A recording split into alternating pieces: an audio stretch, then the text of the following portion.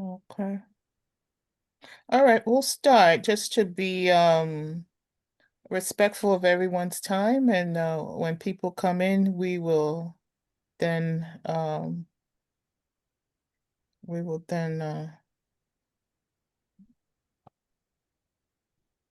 adopt minutes and agendas and stuff. So, good evening, everyone. My name is Joyce Adewumi. I'm sorry that you can't see me. I've been having problem with my camera all day, but that is my picture. And we're here also with my co-chair, Michael Gross. Hi everyone, how's it going? Uh, So we are just going to move on um, with the introductions and presentations and announcement. We have here Jazz Hooks from the Workforce Development Training. He's the Workforce Development Training Coordinator at We Act. Jazz, your presentation, please. All right. Hey, everybody. Give me 1 second just to pull it up and go into slideshow.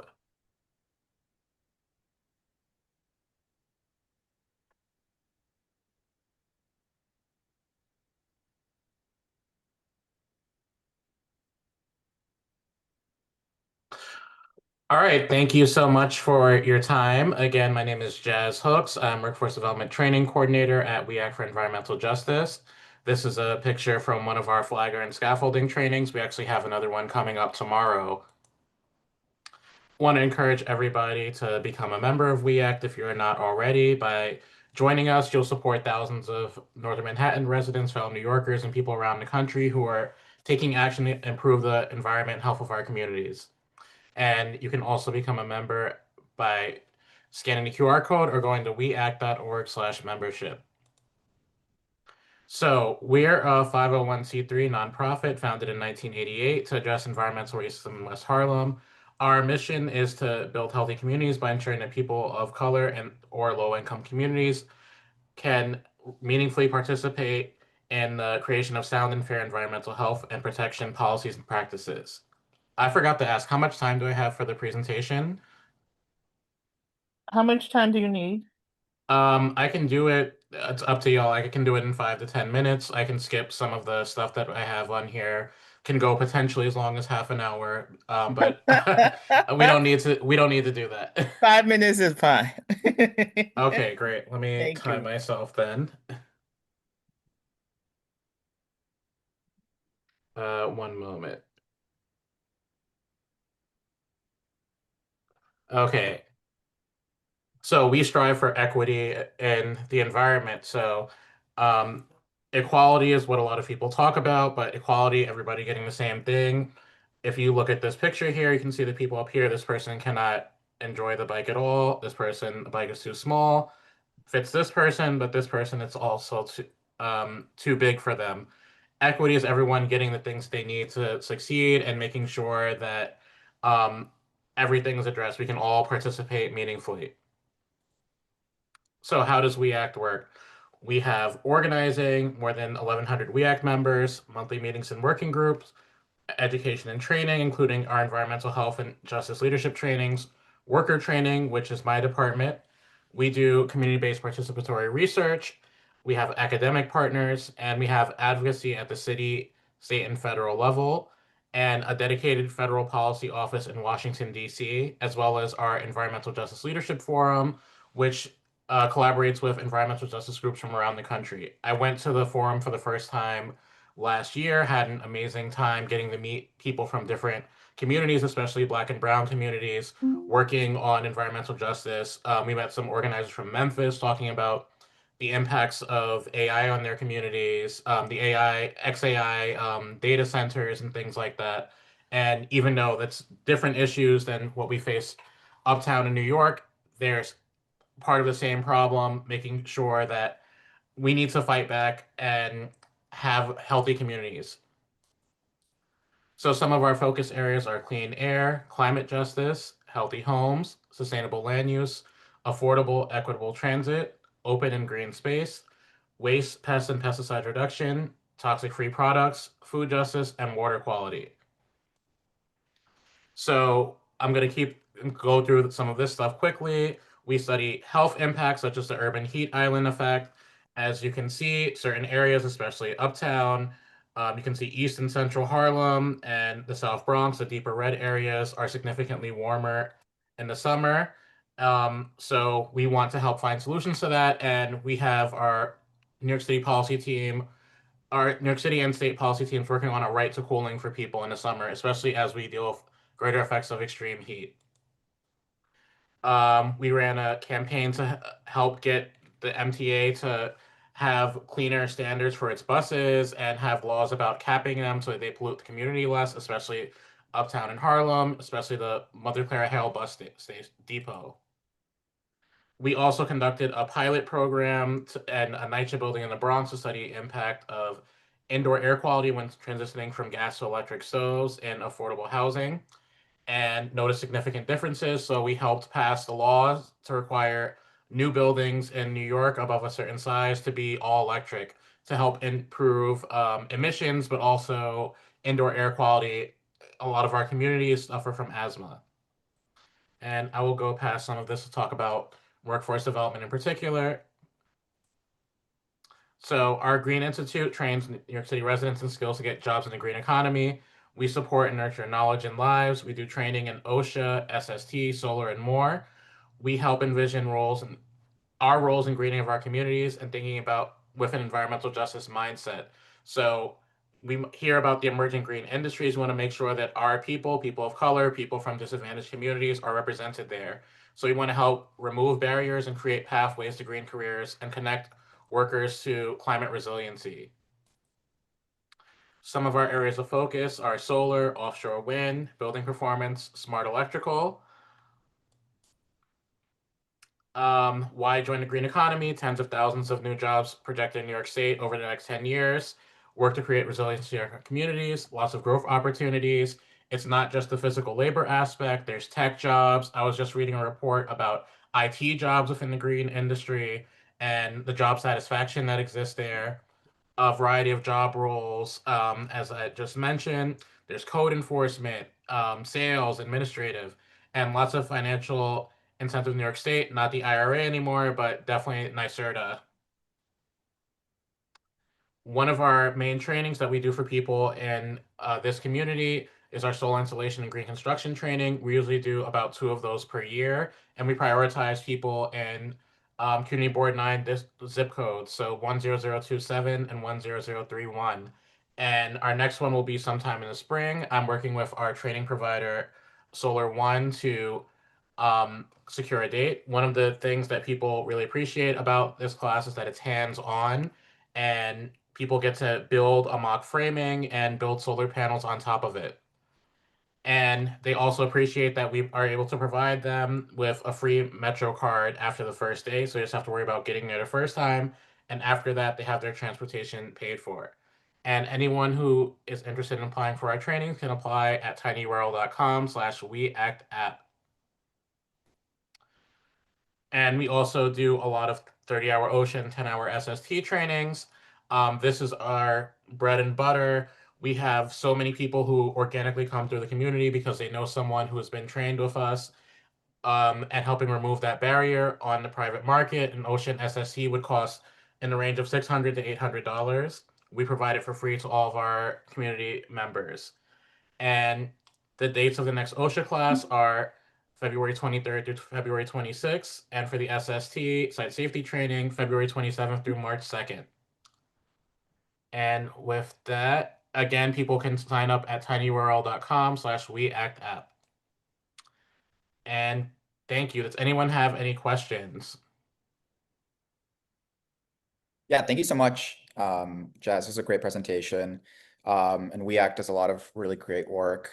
Would you mind talking a little bit about like how you're connecting folks in Community District 9 to these job opportunities that you're talking about? Like, what's the outreach like?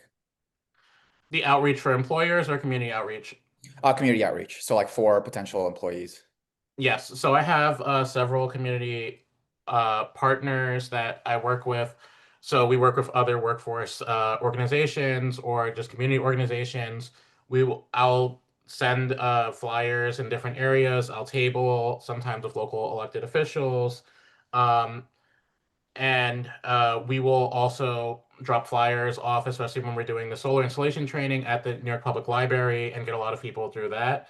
We have a really huge email list that we've built up over the years of people who've signed up for trainings. And the email list alone, people will say, if I can't take the class, I know somebody else who wants to take it. And just word of mouth, like we have people coming in almost every day asking about this because it's such a significant impact to them to have this barrier removed. Yeah, yeah. Um, could you mentioned working with employers as well. Could you talk a little bit about that as well?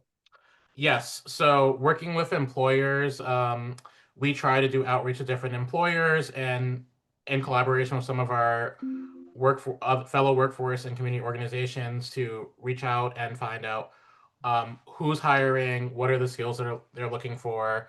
When we've had different trainings, sometimes we've had to adapt. Okay, so an example is we had a training about energy auditing, and we realized that there were employers who wanted a different kind of credential. So we were able to work with our training provider and adapt it for the next sessions to get people the EPA 608, which is an HVAC credential, and still have the spirit of what we were doing around building electrification and adapt it based on the feedback we got from doing outreach to employers.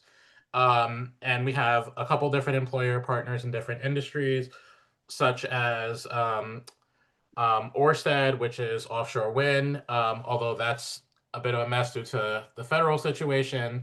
Um, the however that energy is something that the state is relying on, so I think the projects will happen eventually. The federal government is just not making it easy right now. And radial power, which does battery storage and solar installation around the country. So they have several sites that they're looking at in New York, and we're trying to work with them to get a pipeline for maintenance and other kinds of positions as they expand beyond their exploratory phase. So those are two of the partners we've worked with. Thank you, Jazz. Does anybody else have any questions? Go ahead, Andrea. You do some great things. I'm just wondering, what are the sources of funding that you have? Because you're offering things to the participants with them not having to pay. So how do you fund these things? Yes, we have a variety of funding sources. So we uh, get money from some municipal and federal, and sorry, not federal at the moment, but Right. municipal and state sources, um, and also some private donors. West Harlem Development Corporation, DYCD, they help fund our OSHA SST, for example. We have them on all of our flyers. Would not be possible without their generosity and commitment to making sure that these barriers are removed from the community. Great. Okay, thank you. Ira? Hello, Ira.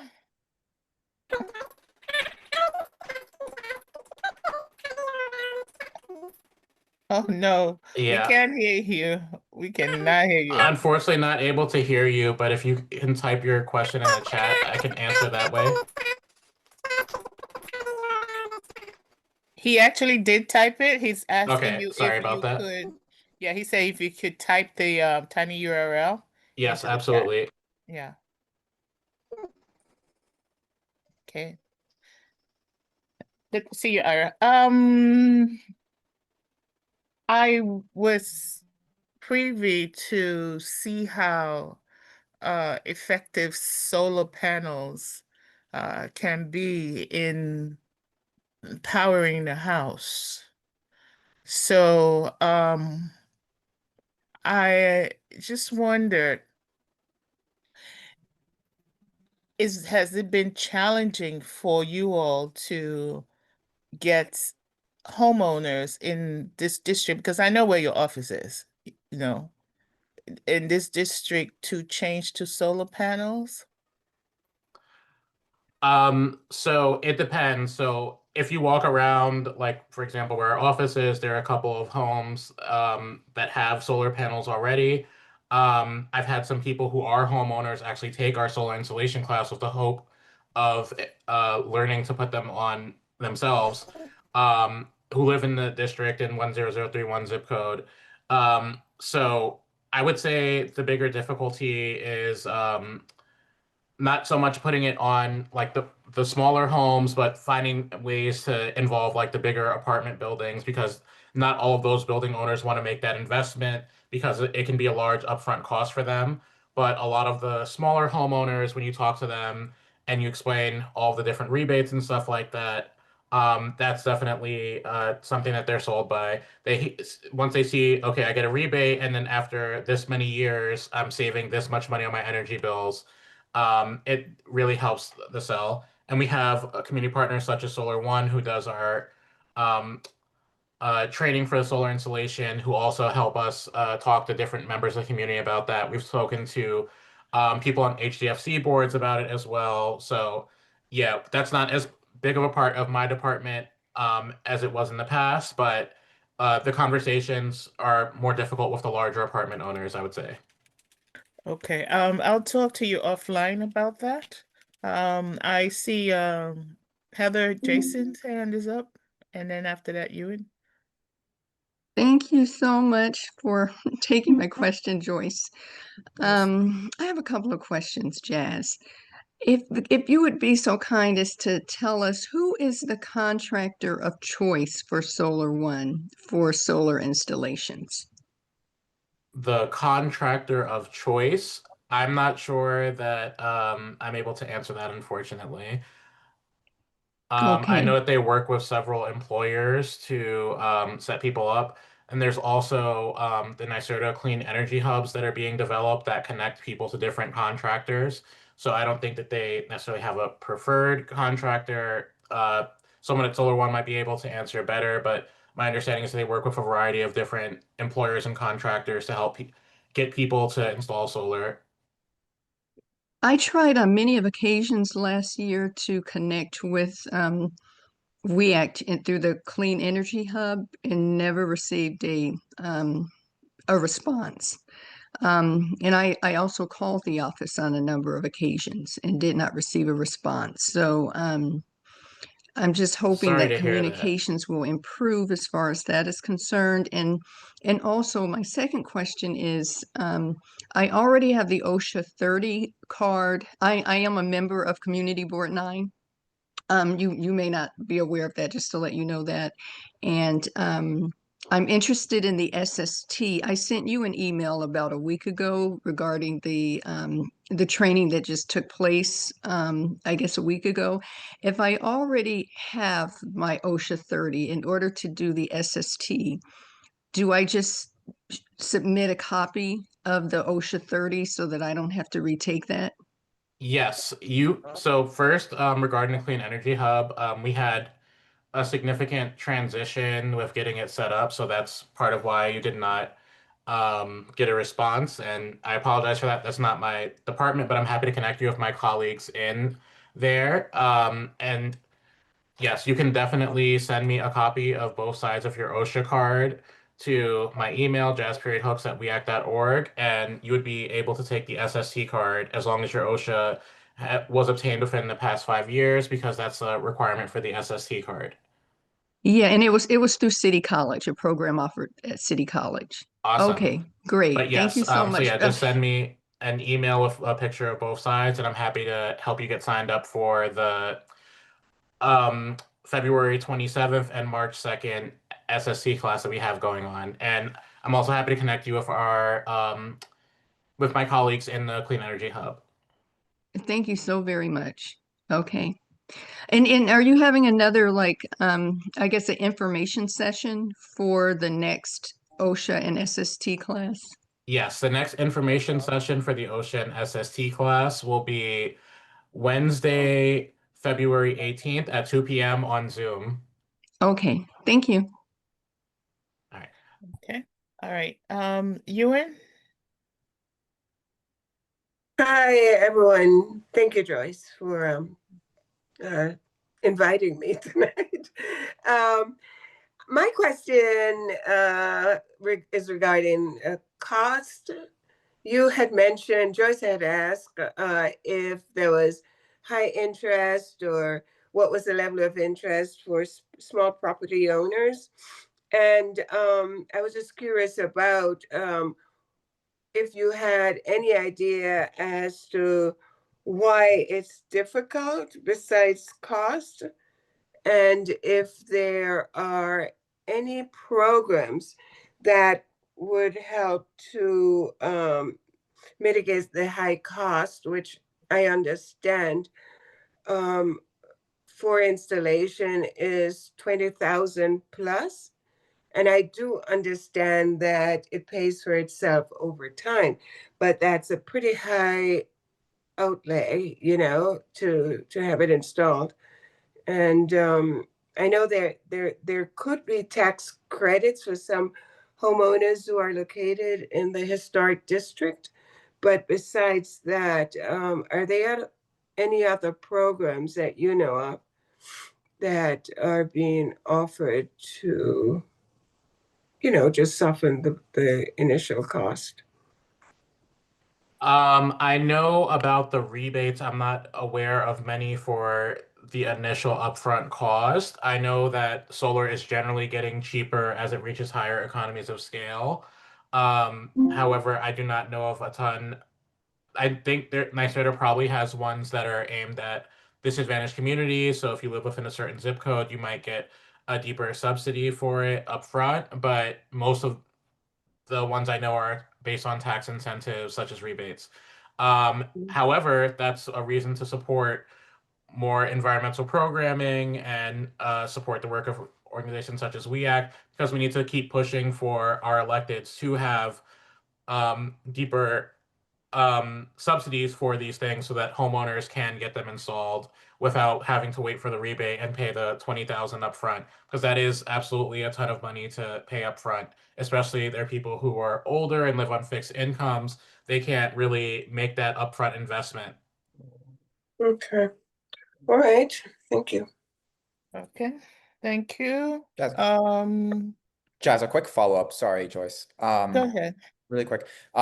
Just you mentioned lack of federal funding. Are you guys facing like funding difficulties at the moment? Is there like a way that you're sort of compensating for that or making up for that? Can you just talk about sort of the past year?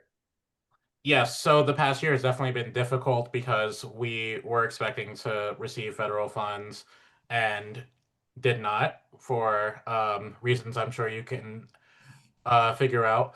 Um, how that said, like we understood that this was a possibility. The organization prepared for it well. We were able to shift some people around into relevant roles who were tied to the federal funding. And we are still fighting and looking into different sources to make up the ground because we are trying to make sure that we're going forward.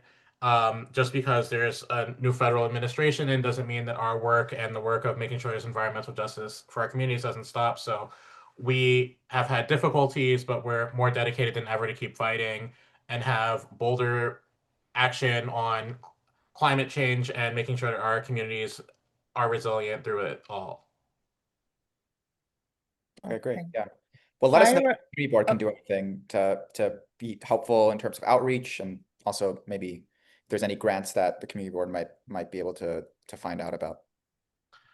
Absolutely, thank you. So yeah, like we're always looking for different kinds of support. So if you have anything that seems interesting, definitely send it along to us. I'm happy to talk to you and connect you with our development folks.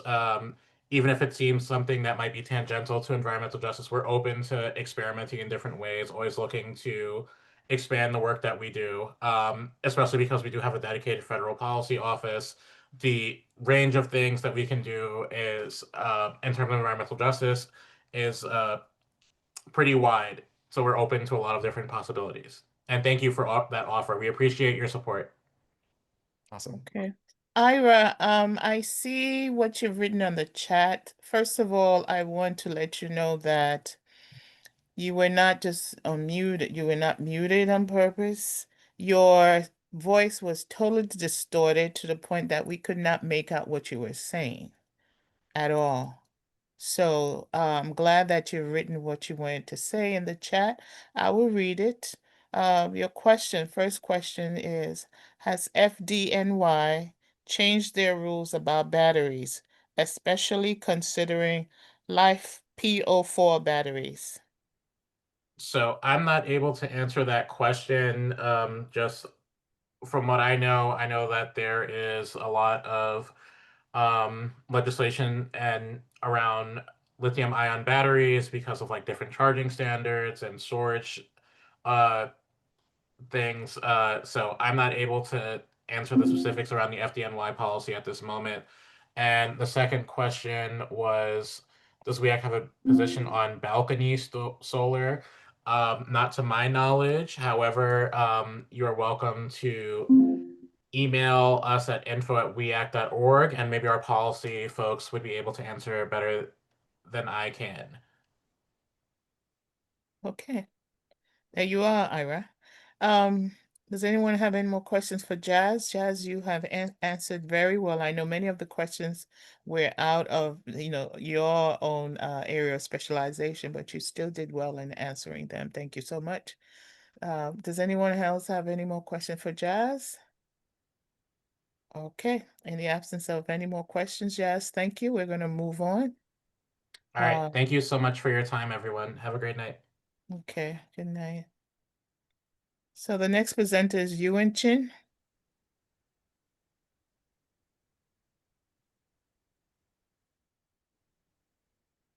Hi, Joyce. I didn't realize I was presenting. Okay, you don't have to. You told me in Um, your email that it would either be you or Chin. That's what you or told me. Shay. Yes, but Shay. I thought you just wanted us to announce what we were doing, but not actually do. We're not ready for presentations yet, and that has to be authorized by SBS. But it will come once they've collected all the data and analyze it, then we can present, which might be sometime at the end of February, going into March. You and Uh, you and I, if you But mind saying a little I, bit about what Harlem but yes, One Stop but yeah, sorry, go ahead. yes. Well, Harlem One Stop is a culture portal, similar to Time Out New York, and it's a culture portal for Harlem and Lower Manhattan. I mean, Lower Washington Heights. But besides um,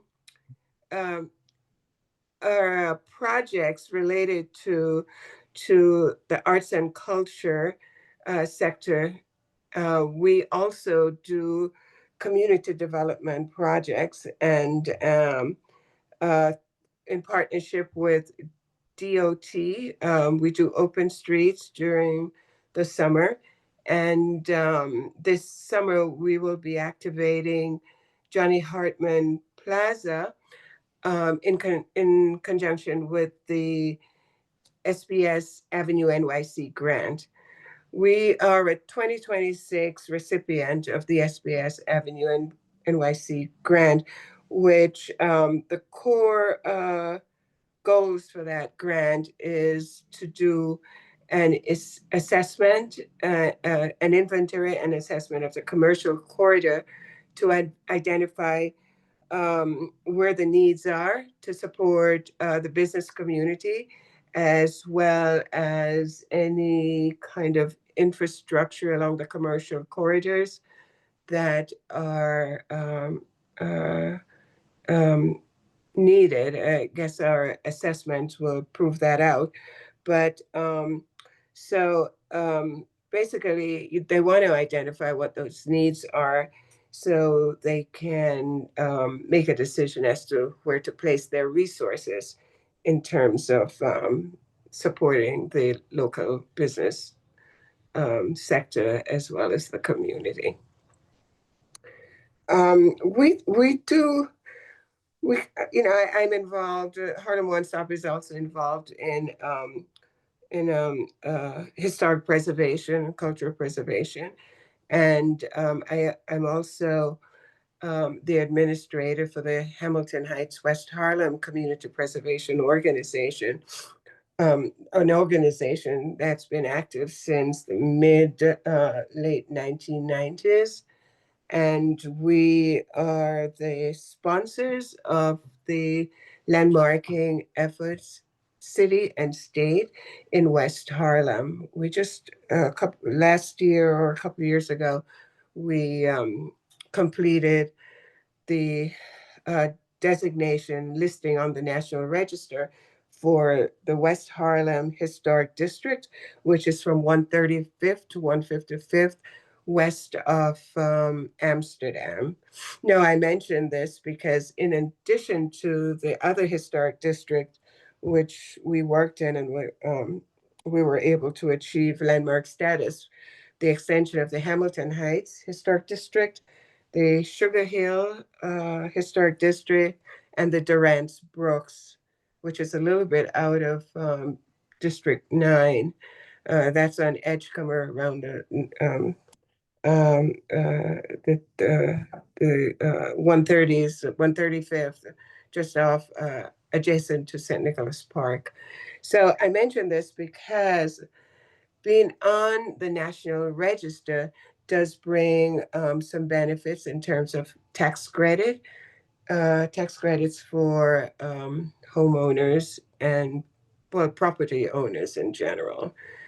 And the solar panels would be, something that, as Jazz mentioned, that the tax credits could be used for. I think that's pretty much the latest thing that we're working on. We were successful. We chair a Harlem Cultural Collaborative, which 25 plus cultural institutions, mostly in West Harlem, that we advocated for the designation of Harlem Cultural Arts and Culture District. And that came out of Senator Serrano's effort to pass a bill for arts and culture designation as requested throughout New York State. The governor vetoed that a year ago, but he's still pushing that bill. We were fortunate that East Harlem, through Assembly Member Gibbs, was able to get the East Harlem district designated, and Senator Claire and Assemblyman Jordan Wright were able to push the Harlem Renaissance Cultural District, which would be everything west of East Harlem. I don't remember what the eastern boundary, what that is, but it goes from 110 to 156th Street. But as we work on in defining the framework for the designation, we refer to the Harlem Historic District, which includes East Harlem as well. There is no funding currently attached to the designation. It's a process, and we're at that point now, speaking to our legislators, and they are speaking with each other and with NISCA, who is the official administrator who is tasked with developing guidelines for the historic district. We're hoping, since Easton and the rest of Harlem, the Harlem districts are the first in New York State, and we're hoping that we can develop a model that could be replicated throughout the state that would include funding, a dedicated budget line for the maintenance and programming of the cultural districts, as well as currently the bill states that it will offer opportunities for technical and support from the Empire State Development, such as marketing or fundraising or any other technical support that might be necessary. So NISCA is at that point. I don't know if they've started working on it, but we're trying to advocate for them to meet with the community before completing the guidelines that if a cultural district anywhere in New York State is community driven, that the community within these districts, and ours as well as future ones, should participate in the decision making and be must have some input in developing that framework. So that's about it. We think it's really an economic development tool, you know, to allow the arts sector in these districts, as well as the local economy, to grow and thrive. And we have the Harlem Cultural Collaborative. We have a monthly meeting, generally at 10 o'clock. And it's generally the first Wednesday. It used to be Tuesdays. Now we switched it to Wednesday because more people seem to be able to make Wednesday. On Wednesdays at 10 o'clock. And we try not to run the meeting longer than an hour and 15 minutes, an hour and 30 minutes, 90 minutes max. And it's open. Anyone, you know, if you're interested in joining the meeting and participating with your input, please send an email to info@harlemonestop.org, and I'll put it in the chat. We do not have a website at this moment because the Cultural Collaborative is an informal group. Although many members, you know, there is a core group that has been working on this, and they come every month. But I'll put it in the chat if anyone is interested in joining us. All right? Yeah, Thank All you right, so thank you, you. Go ahead, Michael. I was just gonna say, you and maybe we could work with the community board to send the meeting times in an email or something like that, so that all the folks in CB9 know like when and where you guys meet. Sure. I just sent an email. I attended the Arts and Culture, meeting yesterday, but they're on the distribution. But Daria said she could not locate it, and I realized her email has been changed to arts something at CB9. So I sent an email last night, which was distributed, and it shouldn't have been distributed in a general way because it has all our notes on it. But that's fine for the community board.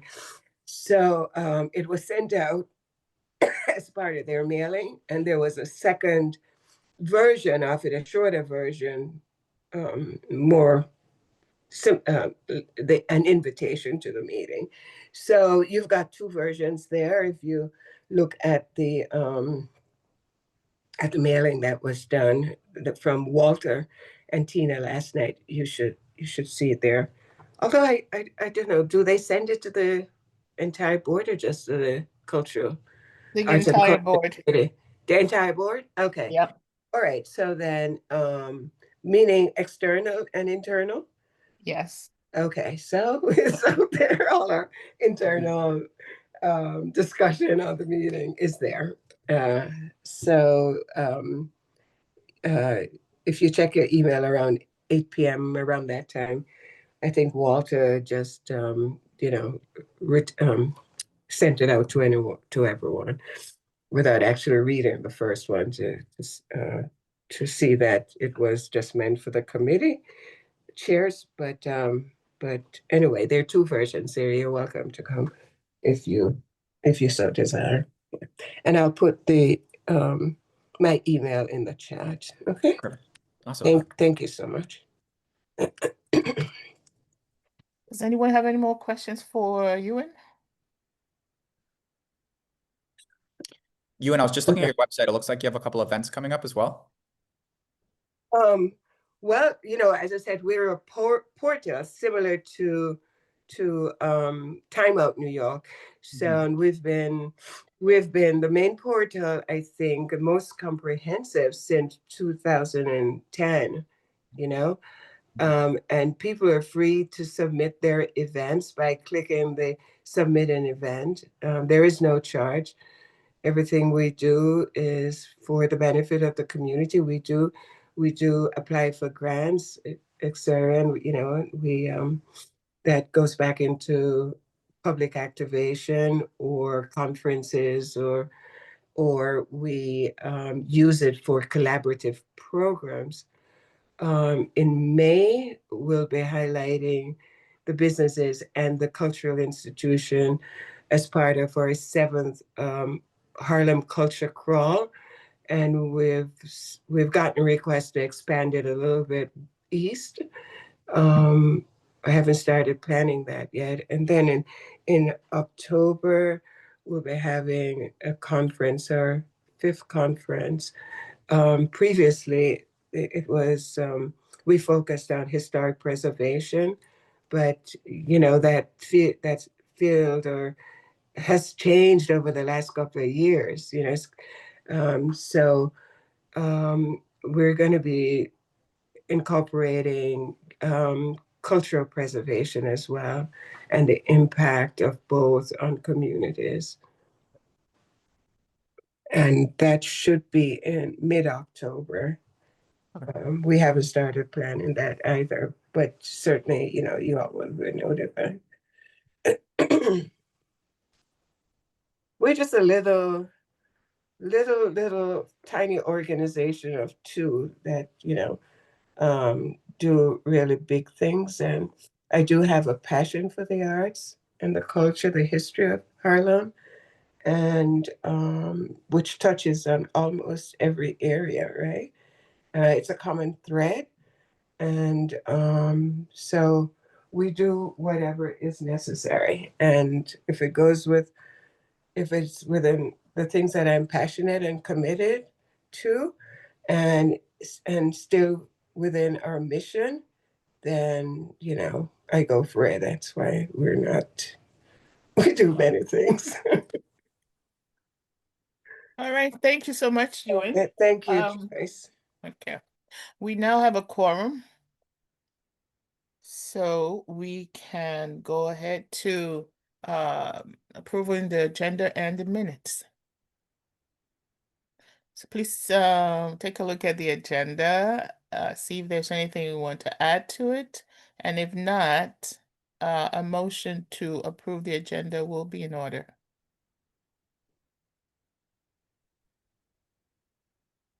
Seconded. No, somebody has to make a motion first. Oh, motion, but yeah, sorry. Motion to approve the agenda. Anyone second? I second it. Thank you so much, Andrea. All right. So, Michael, I believe you shared the minutes, did you? So I'm putting them in the chat now. Okay. Give me 1 second. All right.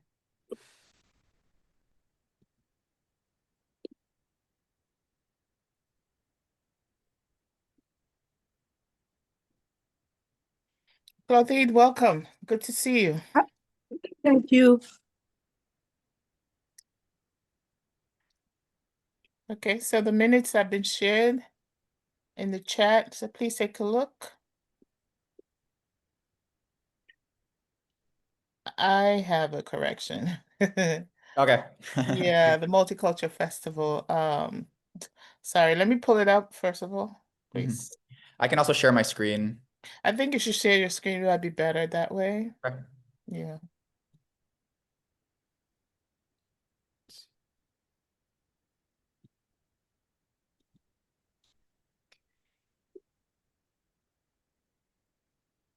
It's just a little friendly amendment.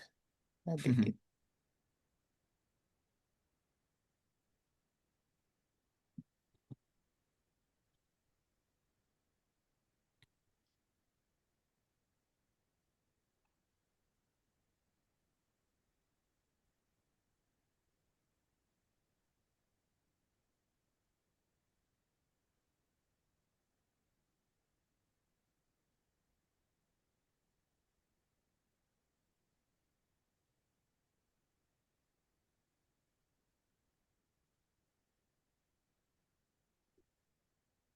I'm sorry about that. I don't think I can share my screen for now, but can everyone open the document? Is anyone having trouble? I opened it. I Okay. open it too. Sorry about that. Yeah, if I try to share my screen, it'll make me close Zoom, which I don't want to do. Really? Um, Okay. Yeah, Okay. um, Let me but yeah, Joyce, do you want to talk about your amendment? let me let me Mhm. go ahead and find it again. Okay, it's just a minor. Let me find it. Let me find it. Mm,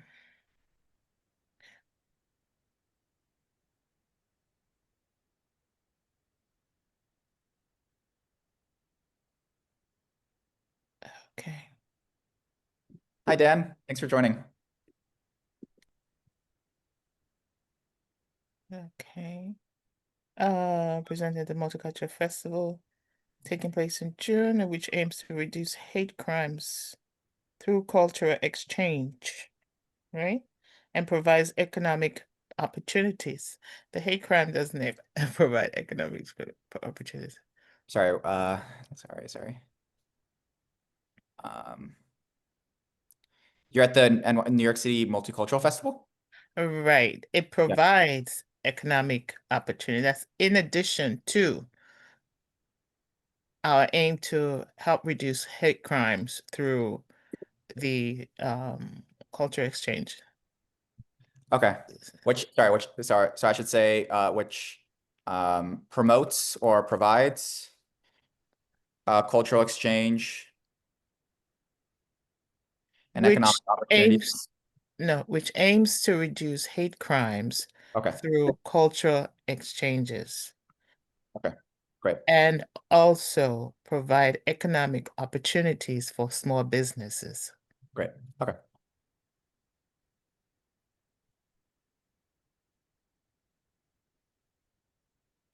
Okay. And Layla, I will add you as a public member. Sorry about that.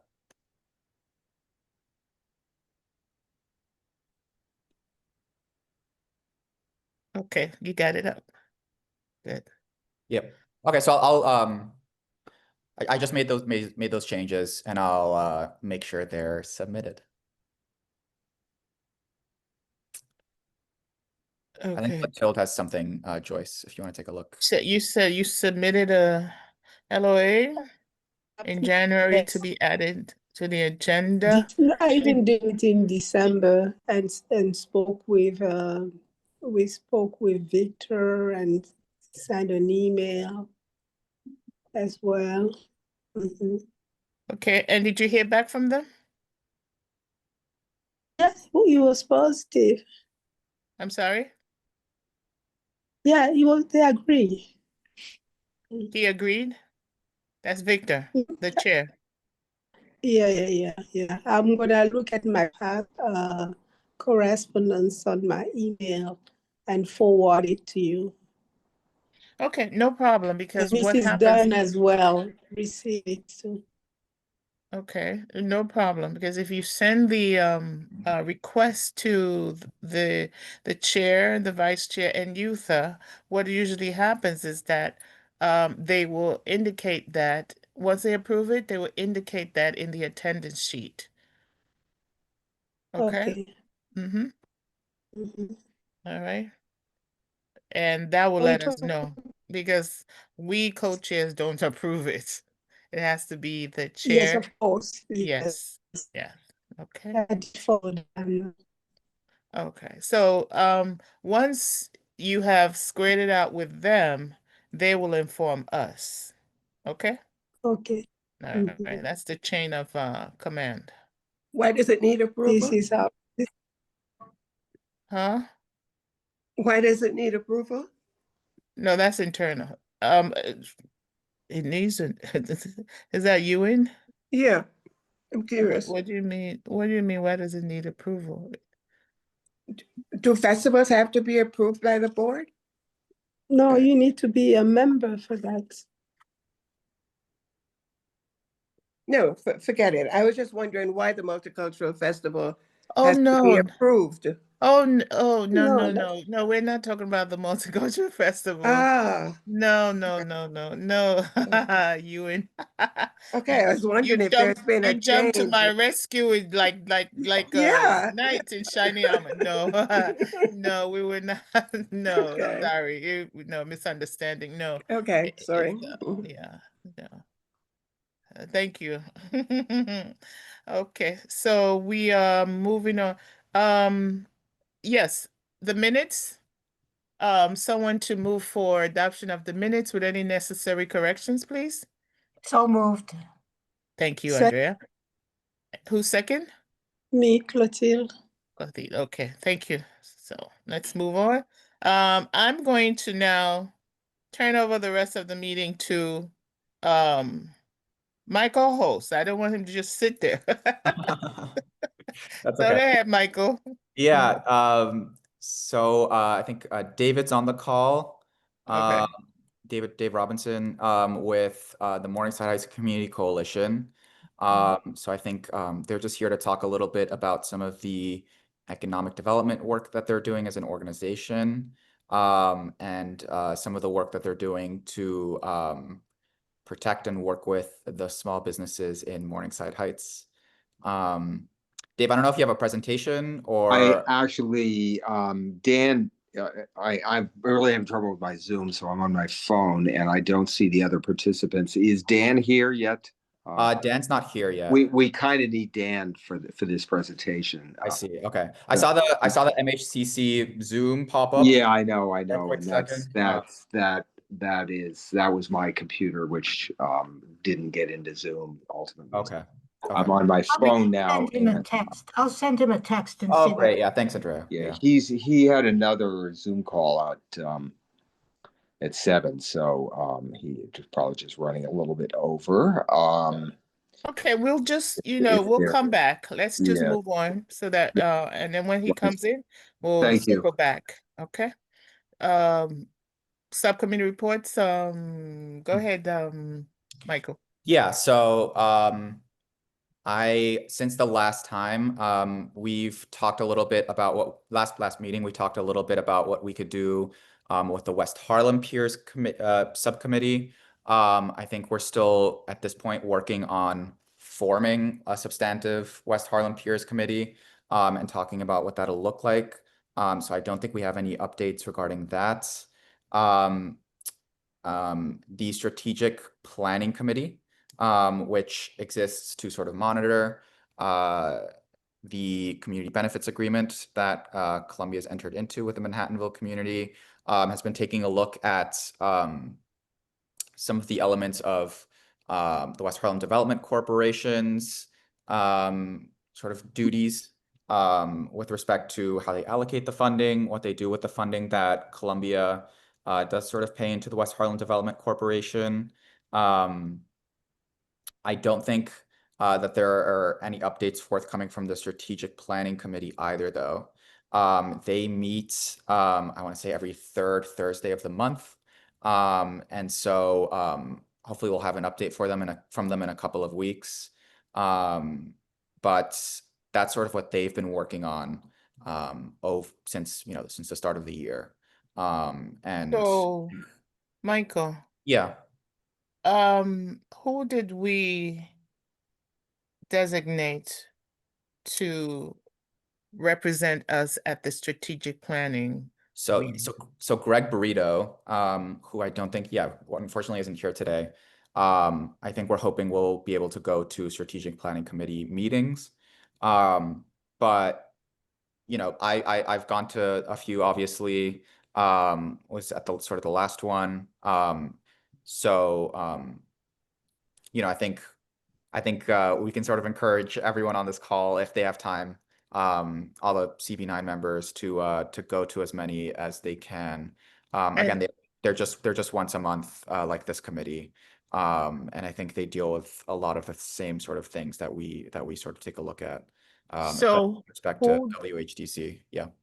okay, who, so we should nominate someone specifically that would be responsible for that. And Yeah. then who did we nominate to serve in the committee for West Harlem Piers? So we emailed Greg Burrito.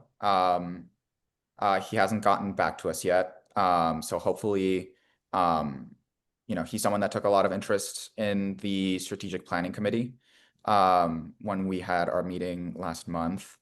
So, you know, if he wants to do it, then I think we should nominate him.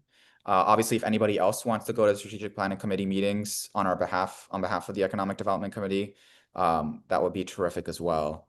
As far as the West Harlem Piers committee, I think we're still sort of trying to figure out what it will look like. And so, yeah, I mean, we can talk about maybe sort of adding folks to that committee.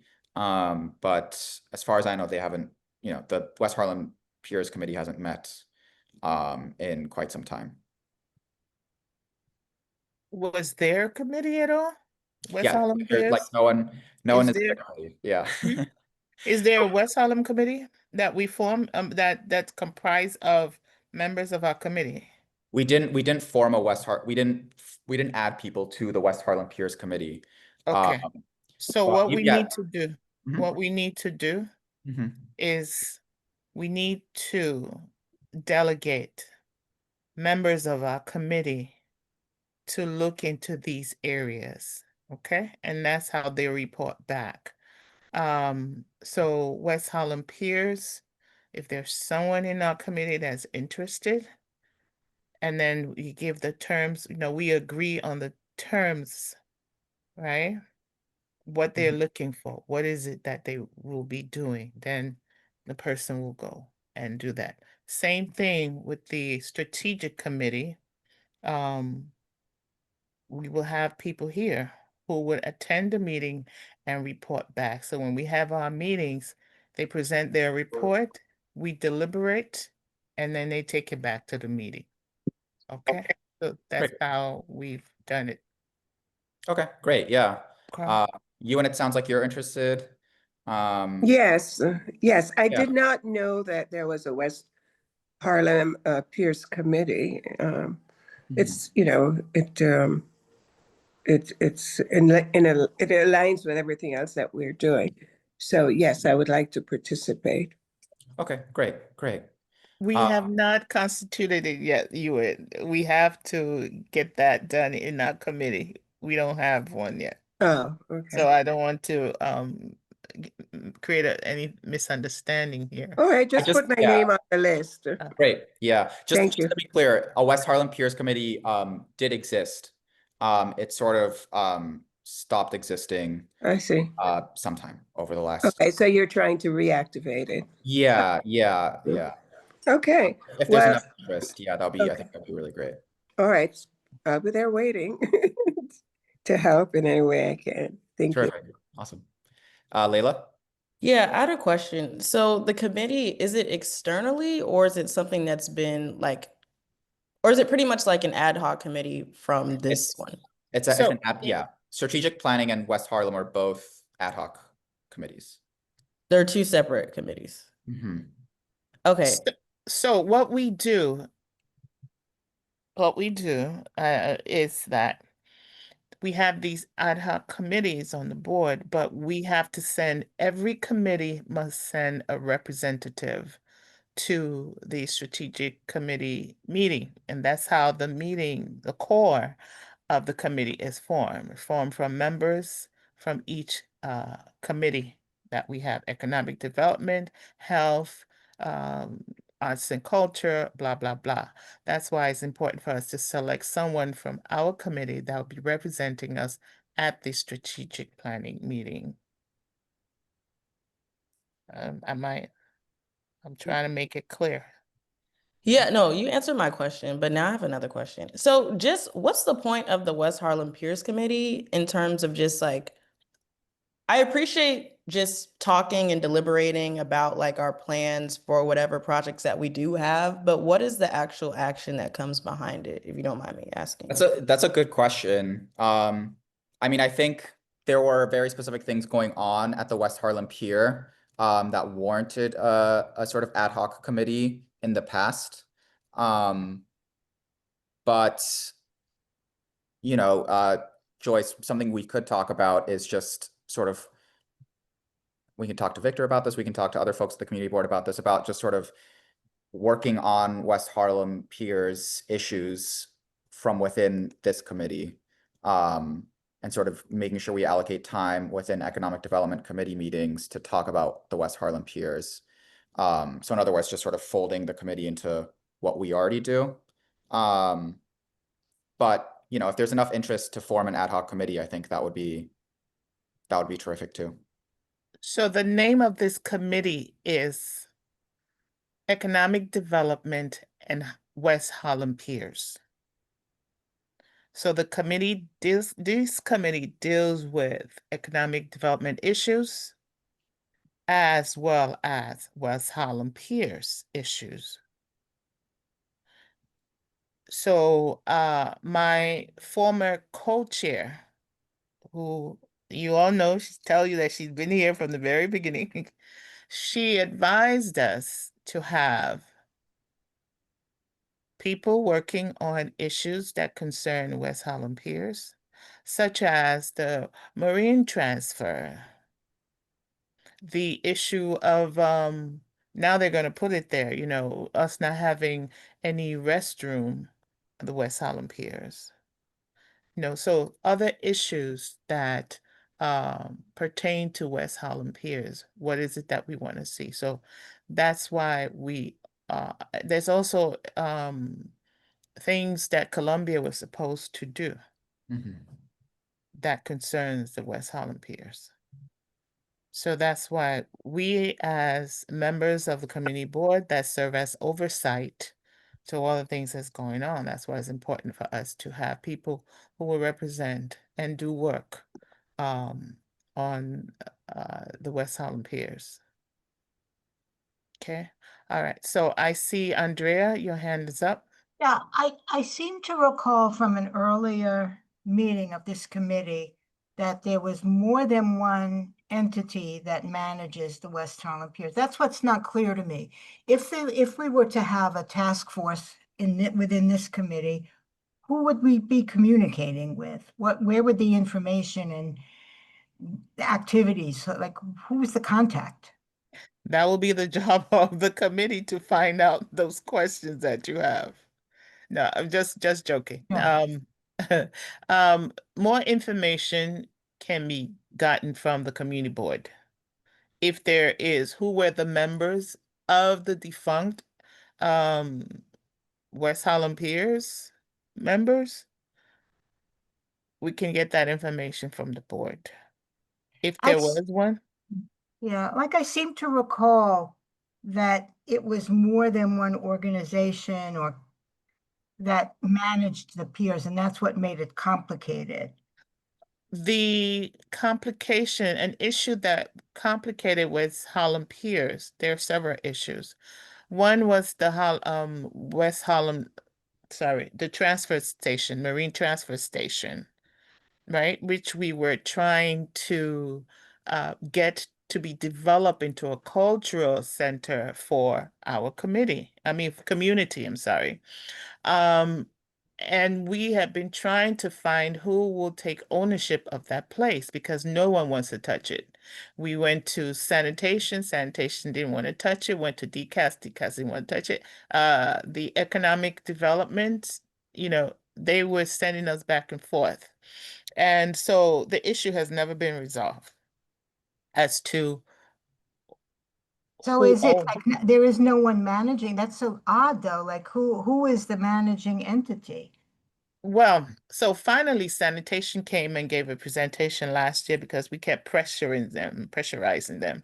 I see. And they gave a presentation and said, they showed us that the place was no longer safe for anyone to be. They showed us roads that have not been paved for years. And they showed us that the structure beneath the Marine Transfer Station, they say, according to them, will collapse at any time. So it was not safe to try to rebuild it. So they would rather just let it collapse whenever. It's been collapsing for the last 20 years. So And in that area as well is the issue of the gas pipe that runs along that line as well. So there are things in that area. So Joyce, I think what we can do for next meeting is we can talk to Victor about sort of formally setting up a West Harlem Piers committee. We can sort of see what he thinks about that. And then we'll have updates by the next meeting. Does that work? The West Harlem Piers Committee, would that be comprised of members of our committee or a combination of people who are outside the committee board and the members of our committee? Well, I think it'll definitely be comprised of other folks in other committees within CB9. But we can have like public members obviously as well and other folks. We can see what Victor thinks about all of this for sure. Okay. Yeah. Clothy, I see your hand is up. Yes, yes.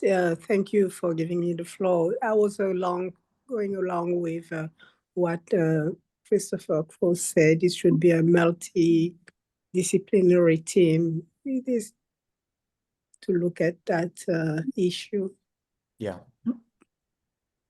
Definitely. Okay. All right. Thank you. I see Dan is here. Go ahead. Take it away, Michael. Oh, sure. So Dan is just here to talk about some of the work that the Morningside Heights Community Coalition has been doing with regard to economic development. Just a lot of small businesses in Morningside Heights. And yeah, just a lot to talk about as far as events that they've had, specific work that they're trying to do within the district. And yeah, Dan, I'll let you sort of take it away. You're on mute, Dan. Sorry about that. Layla, I'll answer your question. I'm sorry, Dan. Layla, I'll answer your question later, okay? I just saw it. Dan, welcome. Sorry, go ahead. You have the floor. Sure. Thank you very much for your time. I apologize for being late. I was trying to figure out some funding issues, which is always a challenge. But definitely appreciate CB9's interest in what we're doing. You all have been a great partner to us, especially in recent years. And I see Dave is here, who's our president. So he'll correct anything that I say. But at the end of the day, Morningside Heights Community Coalition is working to preserve the diversity and the stability of this neighborhood.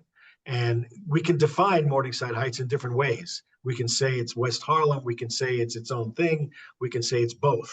But at the end of the day, we'd like to think that we are an active and engaged member neighborhood of CB9, and we want to do everything that we can to protect and improve CB9 in general and the people that we've been working with in Morningside Heights to make this neighborhood succeed.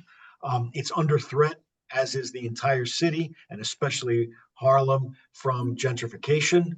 And in our case, I feel, and I think a lot of people agree, that one of the specific elements of that gentrification comes from the many institutions that are in our neighborhood. So we've got about 12 of them. And the biggest one is Columbia.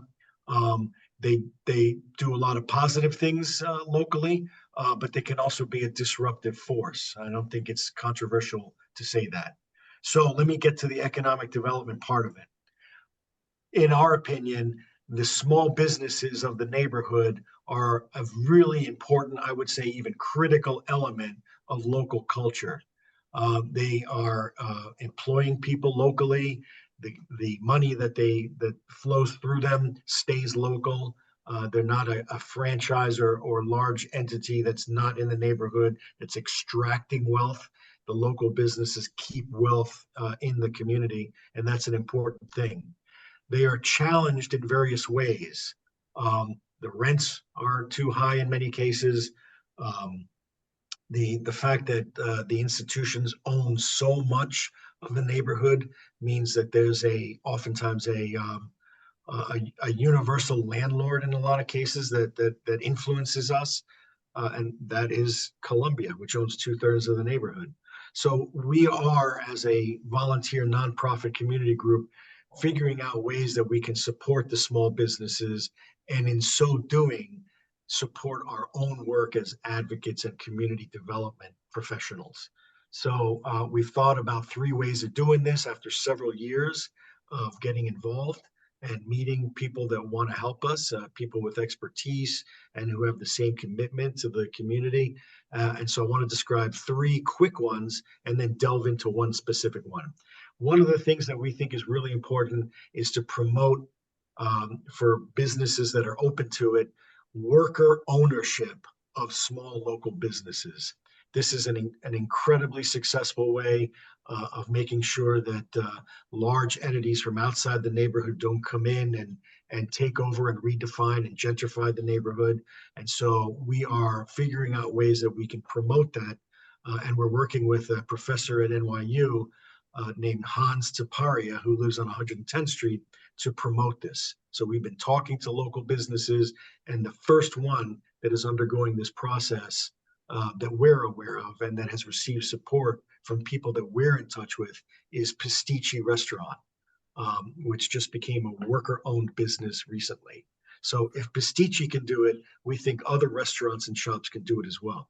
So the worker ownership is an important element of our vision.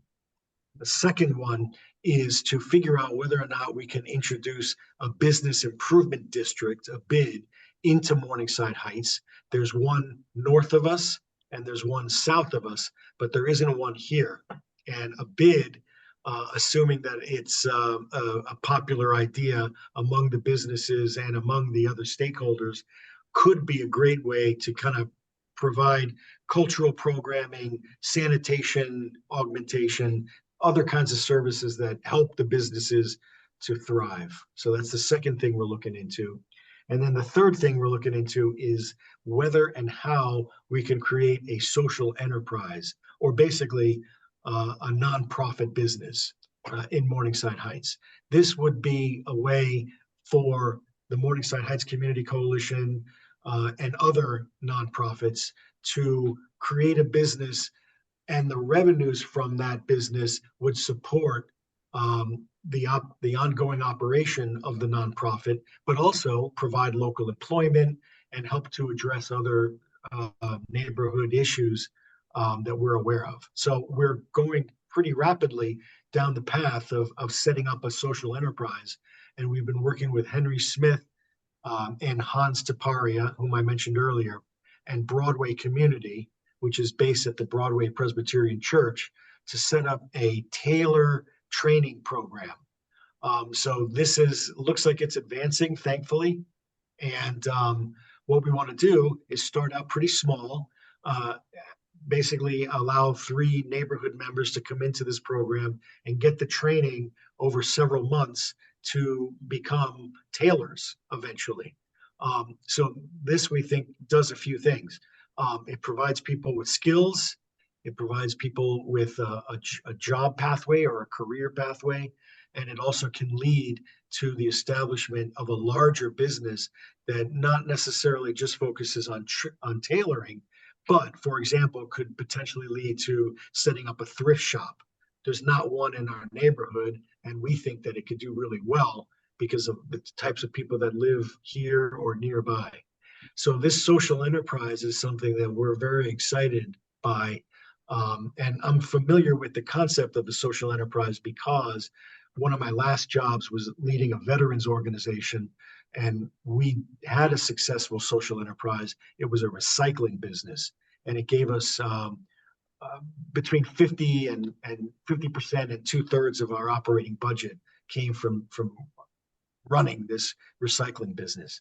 So I think that something similar can happen here. And if we do it the right way and get the right stakeholders involved and communicate about it effectively and stay true to our objectives, I think that it could become a model for other neighborhoods to do the same thing. So I just wanted to describe these things to you and let you know that we're optimistic, but it's not going to be easy. It's going to take a lot of work.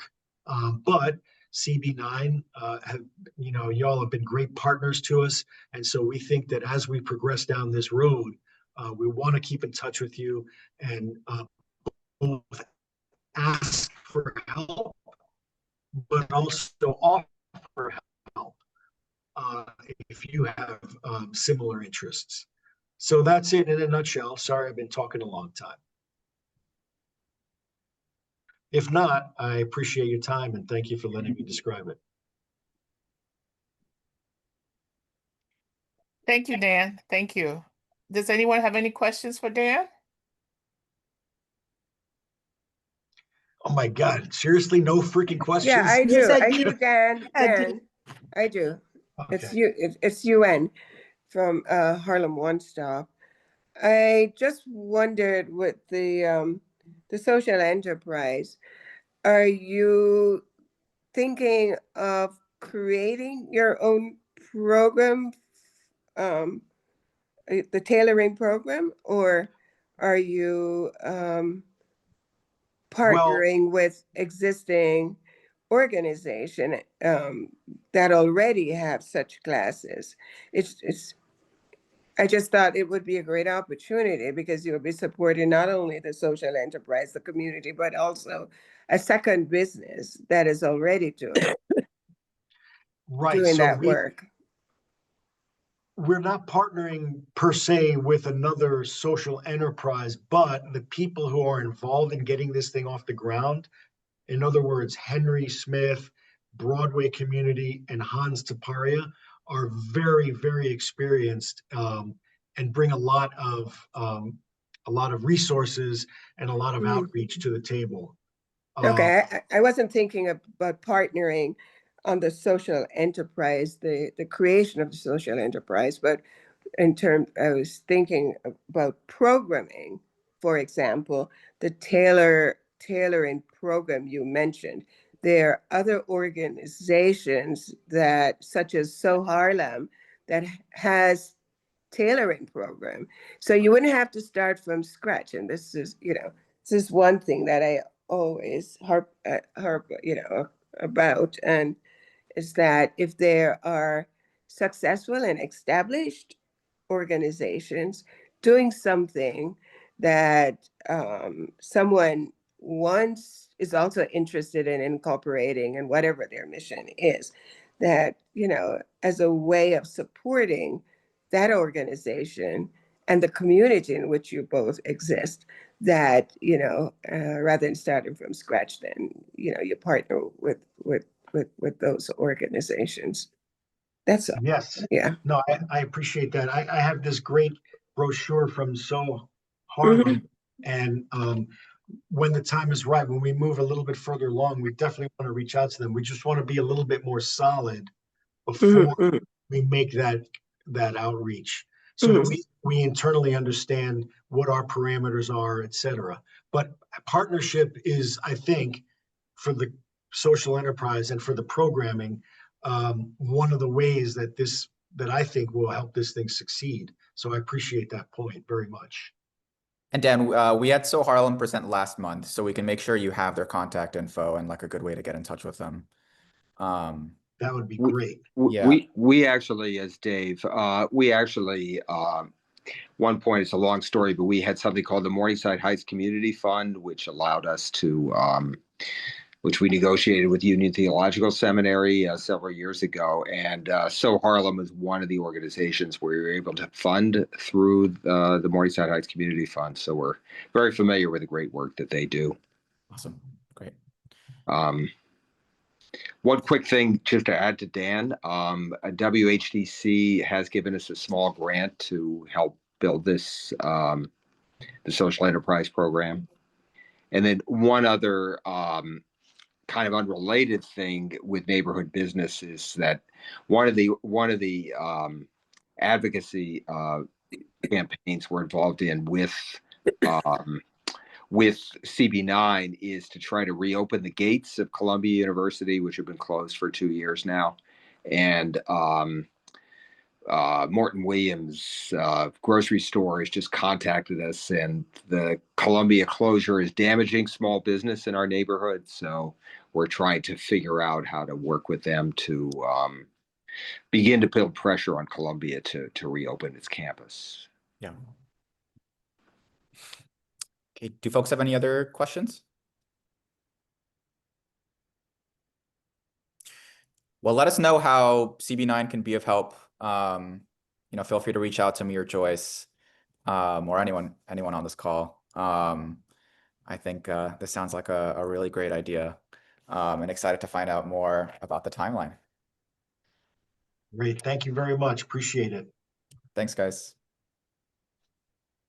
Thank you very much. Thank you. Michael, I want to make Yeah. sure that the people who have written in the chat that they are Mhm. interested in being members of West Harlem Piers Committee, that subcommittee, actually, it's not going to be a committee, it's going to be a subcommittee, because this is the Economic Development and Harlem Piers. So it's going to be the subcommittee. Mhm. So I'm seeing your name. Michael, please make sure that you write their names down so Yeah, that so when we speak with Victor, we will have something to say to everyone. it sounds like Clotilde, Layla, Wayman, Ewan, and Ira are all interested in the West Harlem Peers Committee. No, No, for me, it's Clotilde is not. No. no, Say it not again? me, not Okay. me. Okay, I'm sorry. just raising my hands because I wanted to have Dan contact. Okay, yeah, I can send that to you. Thank you. Or I can just put it in the chat. Okay. So, okay, Mhm. give me 1 second.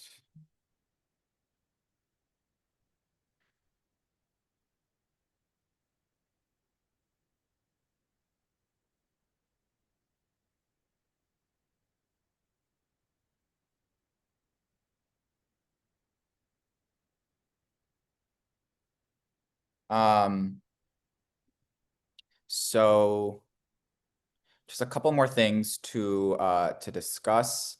The first is the last meeting we talked a little bit about developing a program with Columbia Business School to help some of the small businesses in our district. So I've been sort of working on that for the past month and had some real trouble getting in touch with folks at the business school to establish a program. What we found instead that I think is really positive is that the law school at Columbia also runs a small business clinic. They do have more of a focus on small and emerging businesses, new and emerging businesses, but they also do a lot of sort of general work helping businesses form, helping struggling small businesses in particular, and have this sort of team of students that, from what I understand, is especially focused on working within Community District 9. So we're gonna meet with them next week. So I'll meet with them next week to sort of see what a potential shape of a program could look like. And we'll continue to reach out to Columbia Business School, just because, Columbia Business School is to a degree authorized by the community benefits agreement that Columbia entered into to do work when sort of contacted on behalf of our community district. But I think working with the law school, I think will really be terrific. A lot of the problems that I think the small businesses in our district have tend to be around, understanding the contracts that you enter into, some of the transactional details that I think this clinic is particularly suited for. And, they have a team of students that I think are going to be really ready to sort of hit the ground running. I'll send some information about the clinic in the chat. Just so folks know a little bit more about it. But, I think we'll have a meeting with them sort of next week to discuss what this could look like. And hopefully we'll have more updates by the next Economic Development Committee meeting. Do folks have any questions about that? Yeah, I was just typing in the chat. Okay, feel free to. That I believe that there is a small business services center that was set up about a year ago on the City College campus. Are you aware of that? I'm not quite sure where they're located, but I remember reading it and having a conversation with them. I was not aware of that. That sounds great. I'm looking at the website right now. I think, yeah, It's sure. important for us to understand and match what the businesses in our district needs. That's why we're doing the assessment. Yeah. See, that's why I told you to talk about survey. Anyway, let me just finish. Let me just finish. It's important that we understand what the businesses in our district need and match them with what is available. I know from the discussion I've had, and also me as also a business person, that many of the businesses in our district are short of staff. If they could have interns come in and help with one thing, and I say interns, and I'm going to link this with the other one of the Lady of Hope Ministry. I'm going to link it with that because I did some research about that. It's going to be difficult for many of the businesses here to employ part-timers because of the extra financial burden that it will bring, in the salary as well as the fringe benefits and blah, blah, blah, blah, blah. What most of the people in our district would appreciate is interns that can come in and do something for them and leave, and they don't have to be financially burdened by these hands. And if we can convince Columbia that this will, just like, they have CUNY internship and they have all so many different internships, right? If we can convince Columbia that this will give the students an opportunity to see real life world, a business, how it runs, they will learn and they'll be able to utilize their skills to help a business scale up. The legal thing is one thing, and I will tell you something. Many people will not want to bring in a legal person to know their business. Okay? It's the same way where, I'm trying to convince people to be a nonprofit organization and say, no, I don't want anybody to come and tell me how to run my business. So this is a hard community. They guard what they have with everything because they know this is all I've got. So if we're not really working on something that really, really make it easy for them, we might run into a little problem. Okay. Yeah. Go ahead, Ewan. Yes, go ahead, Michael. No, just to respond to a bit of that. I think there's definitely some outreach. And I'll talk to the professor about this next week that we'll need to do to make sure folks feel like they want to take part in a program like this, that they want a legal person in their business. And, I think doing that outreach might give us a good sense of where people are at, or like where the business community in the district is at. And so, we can just sort of see what the program is about at the law school. We can also sort of maybe reach out to City College, Ewan. And Yeah, I'm gonna try to see, yeah, find the contact and yeah. let you know. I put the website in the chat. Is that I wanted to make sure that that's what you were talking about. But that looks great. Mhm. So Michael, I just want to, Yeah, I, I do I just want to wanted to clarify that it's not that I'm saying that the program that you're saying is not good. I'm just saying we need to have a smorgasbord of people who That's can very do true. one thing or the other for the businesses in this district. Right. There are some, of course, yes, we know there's some people who really need this legal, need to understand the legal ramification of running their business, of doing this, of getting donations, it's a lot. I know because when I'm trying to work with people who don't understand the compliance and the procedure and the policies of running a nonprofit, I'm beating almost beating my head on the wall. Like, listen, you guys, you're gonna get yourself in trouble. You cannot just do this, you Yeah. know. So there's a lot. And there are people who just need someone to help them do their the social media, you know, someone to Right. help them Yeah. design their marketing collaterals, things like that. So we need to have a smorgasbord of, let's let their students come out and help this community. Yeah. Yeah. I mean, I think we can look into that as well. Mm. I do think So, that the sort of some of the contractual, like some of the contracts that some of these businesses have are definitely worth sort of looking into to make sure that folks aren't getting ripped off. Hmm. But I think we definitely need like all hands on deck approach with some of the small businesses. And yeah, you're totally right, Joyce. Ewan? yeah, I think what Joyce is saying is pairing or matching the needs Mhm. to the help, the resource. So someone might be having a specific legal issue. You Mhm. know, they they would prefer just addressing that than to have a team of students spending a year with them. Besides which they don't have the time.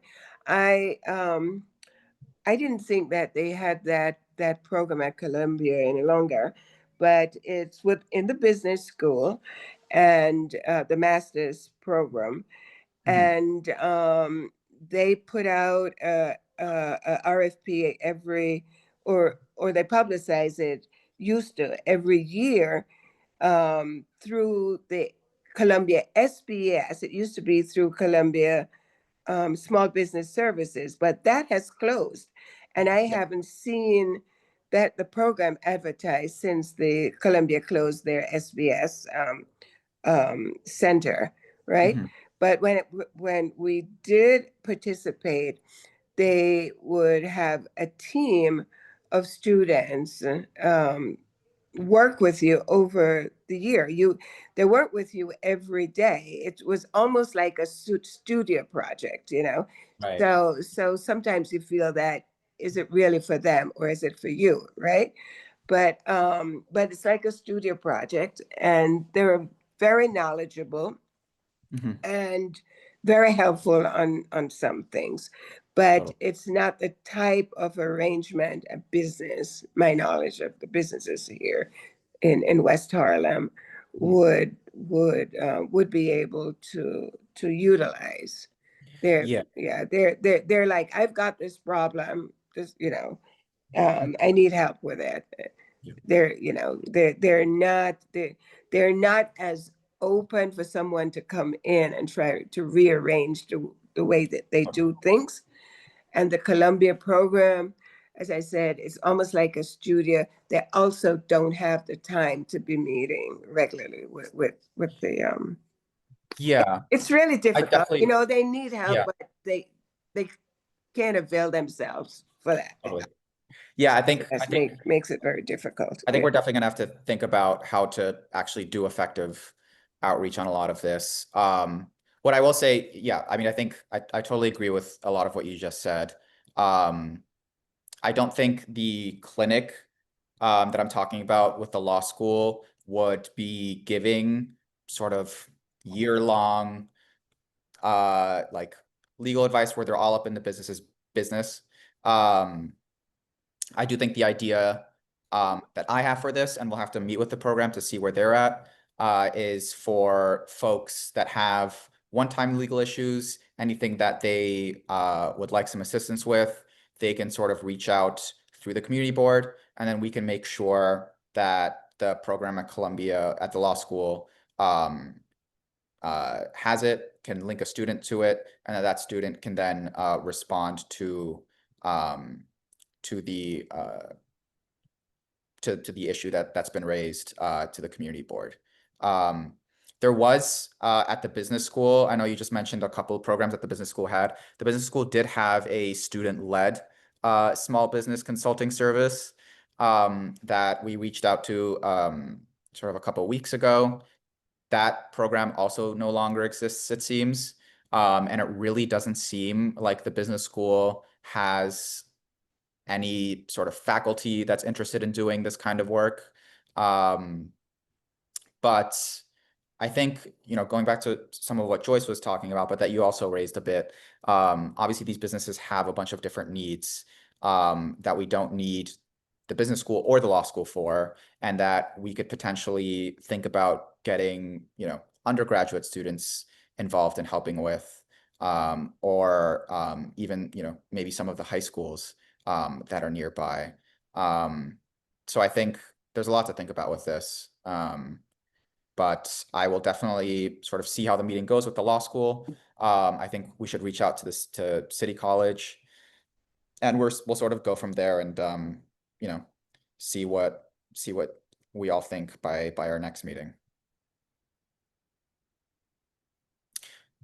Clotilde? Yes, I really like those ideas. I don't know where I was in January because I had that LOA. I think things has changed for the good. But this is good about what all those opportunity that we can bring to the businesses, but how we gonna inform our businesses that we can offer those services? How we will reach to them? Where are they? Where is the database? How are we gonna disaggregate the community? They speak different languages. So what is the strategy we intend to reach them and say, hey, guy, we have something for you to improve your business? So that's definitely something that we want to bring up with the law school clinic. I also think, what we'll have to do is sort of flyer and make sure folks know about the program. That flyer can link to like a form online that folks can fill out. And we can make sure that the flyers have different languages and the forms themselves also have different languages. I think what we can also do, and I'll talk to the law school clinic about this in particular, is just sort of, send it out by the CB9 email, but then also potentially go and talk to some small businesses throughout the district as well, just to make sure that they have the flyer, that they know about it, and to let us know if they have any questions. I think the language barrier is going to potentially be hard, and we'll try to make it work for sure. Well, the wonderful thing is that we know that we don't have all the answers. We're not pretending to know everything. So we will have discussions and go to other people who know, and we ourselves, we're partnering with other people who are doing different things so that we can get the answers that people are asking, because we don't have all the answers. We're not here to fix everything. It's not possible. So someone like Ewan, who has been also working with the community, she has a database. Go ahead, Ewan. I see your hand is raised. Yeah, I'm smiling at Michael. I love your optimism, and I don't want to discourage you when it comes to the businesses. I really do. I don't want to discourage you, and Joyce knows. That's why I said we don't have all the answers. We're right now, trying to survey consumer and businesses for SBS as a part of our Avenue NYC grant. And our project manager's been out there in 12-degree weather, back and forth. You have to visit a business at least 3 or 4 times and still not be guaranteed that there is a response. There are almost 520 businesses, commercial spaces, including vacancies, which is on a rise in West Harlem. We're working on the Amsterdam, the Broadway, 145th, and partially St. Nicholas corridors. It's not an easy task, and one would think that that it should be, and so I admire your optimism, and certainly you should not be discouraged by it. But let's look also at work that is being done. I mean, we sent our survey to CB9 to distribute in their mailing, and still I don't think we even had 10 completed surveys from the CB9 mailing. I don't know what it is, with the environment the way it is, and with ICE, nobody really wants, although the survey doesn't ask for, it doesn't even ask for emails. I think for the business it does, but it doesn't ask for address or from the consumer. On the merchant side, it does ask for an email and name and address of the business. And we have 132 people who are engaged or is somewhat engaged with the Hamilton Heights Business Alliance, which we're trying to formalize, and that is even difficult. Mm-hmm. And for 2.5 months, we've only had 86 responses from that small group of merchants that we know and connect with, and they subscribe to our newsletter, which you might want to check out. That would be one place to put your information. It's called the Hamilton Heights Business Alliance, because there's a new newsletter that is sent out twice a month. And we also have a WhatsApp chat group. So any resources that come out of your discussion with Columbia, we would be happy to disseminate either through the WhatsApp group, email, or the newsletter. But as I said, it's it's a lack of trust. I've been doing this since early 20s. Then again in 2020, when they had the COVID recovery. And so these are merchants, some, that we visit a lot, but to get them to really settle down and fill out a survey or do anything, it's a lack of fear, especially now at this time. They don't know who is who, Mm-hmm. So I understand. I understand the reasons for the difficulty that we have. And the second question they usually ask, as they're wondering, well, what is it and why are you doing this and what is this for, is what isn't it for them? They want money, Yeah. financial support, and and also let me mention that all the reasons you're from talking to businesses and or all their challenges that you've just expressed, it's all real. It's the same thing that we've found. The challenges have not changed since we started really focusing on this in the last 6 years. Yeah. Yeah, you made a lot of really good points there. I do think just on this particular program and what it could look like, I think we will do our best to do widespread outreach. Obviously, we understand that a lot of folks aren't going to reach out. And also, the clinic itself is pretty limited, right? So there is going to be, a limit to how much how many students are going to be are in the clinic right now, and also how much that they can do on behalf of these small businesses. So, the way I see it right now, if we start this program up, if we work on starting this up throughout the winter in collaboration with the law school or with City College, it will look pretty small for the time being, just in terms of the amount of small businesses we're able to help. So I think, we'll see what the law school program in particular has to say about some of the points you guys have all made.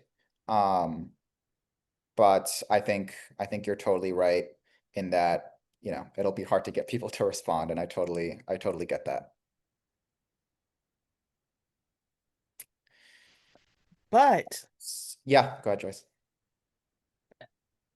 laws have changed and they're changing every day. So, when you're going to promote something, it just have to do with the way you promote it, the words you say and how you promote it. We know that our people are afraid. I've, you and I, in our own separate ways, have been dealing with the small businesses in this district for a very, very long time. So we understand their mentality, Yeah. But this is not to discourage you, but just to let you know that just be cautious. Don't promise too much before you get your feet wet, Promise little but deliver a lot. That's what I was told, Well, I'll keep you guys all updated and let you know Of how. course, you keep me updated because I'm your coach. But I'll definitely sort of have some updates next week. Yeah, great, Clotilde. Yeah, and if folks have any other suggestions for how we could, put together a program like this, yeah, definitely feel free to reach out to me or Joyce or to anyone. If you can find the mailer that we sent to CB9, then you can click on the links or scan the QR code, and you will see the surveys go directly. We thought that would help. We don't even see them. It goes directly to SBS. Okay. And then they analyze it. But if you're going to do outreach and do a survey or something, just look at those surveys and see if it's helpful. To be clear, not going to do a survey. Really just putting out a form that folks can fill out that would go directly to the law school or whatever program we sort of get involved with, and then they would be able to reach out to the business directly. That's all. We're not doing anything beyond that, really. Okay, so you're promoting the resources that you're able to establish with the Columbia Business School. All we're saying to folks is, fill out this form if you have a particular. Yeah. That's good. Yeah. That's good. That the one good thing about it, Michael, if you're able to do that, it's like in the district. So maybe if they don't feel comfortable you know, sending a form in, they could, it's walkable. Yeah. It's walkable. It's not like they have to jump on the subway and go downtown to Pratt or one of the other SBS student Yeah. assisted programs. It's right here. Yeah. Yeah, so this is definitely something we talked about, is that we want this to be a program where folks come to the small businesses that are taking part in the program at the law school or at the business school. And one of the things I remember when the Columbia SBS services was in existence, one of the things that they complained, and I don't know if Joyce remembers that, the one complaint was that they didn't have the language facilities, people who spoke Spanish or, Chinese or Arabic Right. at that resource center. And it's very important Totally. to especially for Spanish. Yeah. Yeah, that's definitely something we're gonna have to talk to the school about. And I'm not sure what their approach is. They definitely have an approach because they do this sort of programming already. And my guess is that they have, like, at the very least, Spanish interpreters or services. So yeah, but obviously our district is very diverse. And Right. we want to make sure that folks Okay. know. Yeah. All right. So Let me just bring your attention that it's now 8:31. Normally our meetings end at 8:30. Do folks have any other questions? If not, you can feel free to email me as well. I can drop my email here if it's helpful. But I think the last thing we had on the agenda, Joyce, was to talk about the Ladies of Our Hope Ministries possible work sites. But if you're okay with it, Joyce, maybe that's something that we can talk to the community board about, and they can sort of reach out to their listserv. I don't know if you had any specific things you wanted to talk No. about with. I did lump it in with the I lumped it in with the Columbia. Okay. Because I Your old business, yeah. having to research what is needed, right? And realizing that what this community would need, what would benefit from, is having interns that coming and going, and without burdening the businesses with any financial obligation to pay their salary. So that is what I'm pursuing with a Lady of Hope ministry, if it's possible for them to do. Terrific. Yeah. Awesome. Mhm. Okay. Clotilde, do you have your hand up? Yes, I had. It's about, I know it's close almost, but it's about the multicultural event. A few questions, maybe personal, to ask to Joyce. I was overseas and I wanted to know about who can participate for those events in June. If she can remind me, somebody from overseas can come. What are the requirements, etc.? Okay.